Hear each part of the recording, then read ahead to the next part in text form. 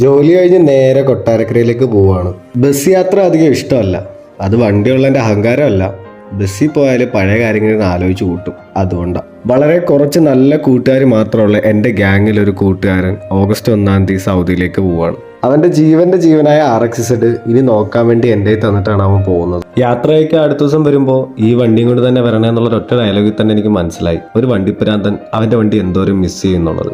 ഞാൻ അവനോട് പറഞ്ഞൊരു ഒറ്റ കാര്യമുള്ളൂ, പോവുക, കടങ്ങളൊക്കെ തീർക്കണം, കുറച്ച് പൈസ ഉണ്ടാക്കണം, ഒരു നോർമൽ വണ്ടിപ്രാന്തൻ്റെ ആഗ്രഹം പോലെ കുറച്ച് വണ്ടികളൊക്കെ വാങ്ങിച്ചു കൂട്ടണം, അത്ര തന്നെ.